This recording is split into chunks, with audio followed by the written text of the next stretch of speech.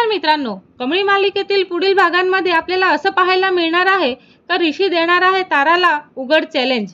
घरामध्ये होणार आहे प्रेम आणि अहंकाराची भीषण टक्कर आणि ही टक्कर कशा प्रकारे होते ते आपल्याला या भागामध्ये बघायला मिळणार आहे।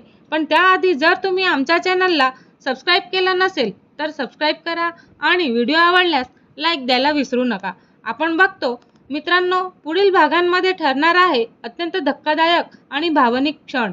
घरामध्ये आधीच तणावाचं वातावरण असताना अचानकच असा प्रसंग घडणार आहे की सगळ्यांचे नातेसंबंधच हादरून जाणार आहेत। घराच्या हॉलमध्ये सगळेजण एका दिवशी उभे असतात आणि वातावरण पूर्णपणे तणावपूर्ण असतं। तर ताराच्या रागाने संतापलेली असते आणि तिच्या चेहऱ्यावर स्पष्ट दिसत असतो अहंकार आणि तिरस्कार।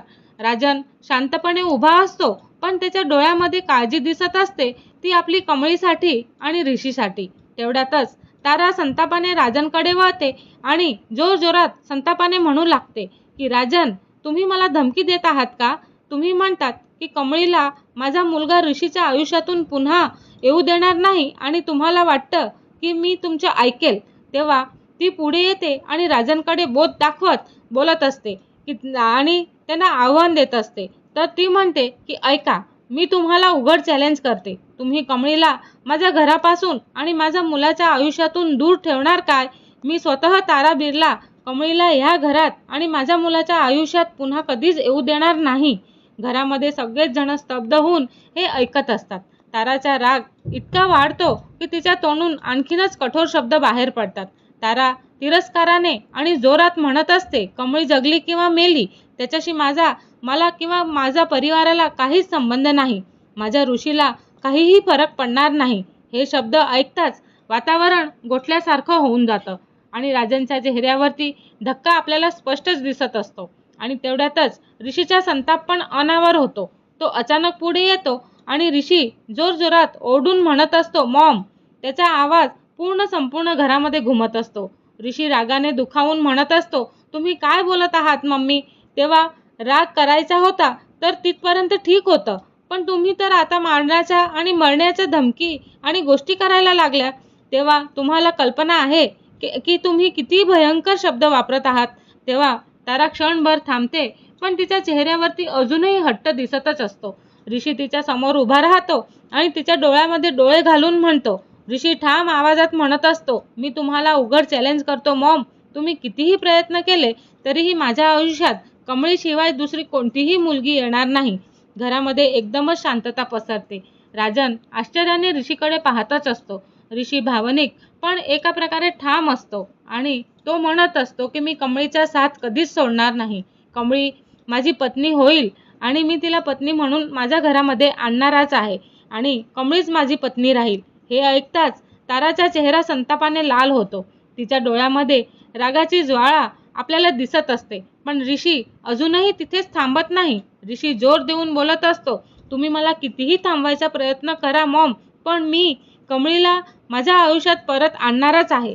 तो पुढे बोलतो आणि ऋषी म्हणतो की मी हे तुम्हाला वचन देतो की खूप लवकरच मी कमळीशी लग्न करणार आणि तिला ह्या घरामध्ये परत आणेन आणि मी कमळीला पुन्हा मिसेस कमळी बिर्ला बनवणार आहे आणि ते माझा तुमच्याशी दिलेलं हे एक वचन आहे। हे ऐकताच तारा पूर्णपणे संतापते आणि ती जोरामध्ये ओरडते आणि रागाने म्हणत असते, ऋषी तू वेडा झालेला आहेस का? त्या 2 पैशांच्या मुलीसाठी तू मला चॅलेंज करतो आहेस का? हे ऐकताच ऋषीचा राग आणखीनच वाढतो। ऋषी जोरामध्ये म्हणतो, 2 पैशांची नाही आहे ती माझं प्रेम आहे आणि तिचं नाव कमळी आहे। तो भावनिक होतो आणि ऋषी दुखावलेल्या आवाजामध्ये म्हणतो की तुम्ही हे वारंवार का विसरतात की मी कमळीवरती जीवापाड प्रेम करतो? हा सगळा प्रसंग पाहून बाजूला उभा असलेला राजन मनातून खूप भावुक होतो आणि त्याला जाणवतं की ऋषी खरंच कमळीसाठी लढत आहे। राजन पुढे येतो आणि ऋषीच्या खांद्यावरती हात ठेवतो आणि राजन त्याचे समर्थन करतो आणि म्हणतो की मी तुझ्यासोबत आहे ऋषी, तू जे करतो आहेस ना ते योग्य आहे। प्रेमासाठी लढणं आहे चुकीचं नसतं। हे ऐकताच तारा अजूनच संतापते। ती राजनकडे रागाने पाहते आणि संतापाच्या भरामध्ये बोलते, राजन तुम्ही माझ्या मुलाला माझ्या विरुद्ध उभं करत आहात का?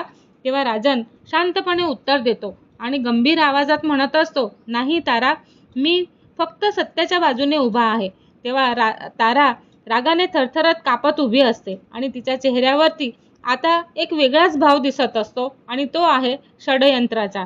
ती मनामध्ये विचार करू लागते, जर ऋषीला कमळीपासून दूर ठेवायचं असेल तर आता काहीतरी मोठा डाव खेळावाच लागेल.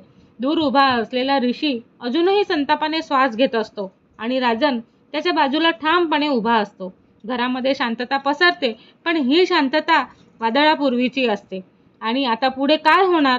तारा खरंच काही भयंकर डाव रचणार का? आणि ऋषी कमळीला पुन्हा घरामध्ये आणू शकेल का? आणि ह्या प्रेमाच्या लढाईत अजून मोठं वादळ कुठे येणार आहे आणि कसं येणार आहे, हे तुम्हाला काय वाटतं? ऋषी आणि कमळी पुन्हा एकत्र व्हावेत का? कमेंट करून तुमचे मत नक्की सांगा. आणि व्हिडिओ आवडला असेल तर लाईक करा, शेअर करा आणि आमच्या चॅनलला सबस्क्राईब करायला विसरू नका. धन्यवाद.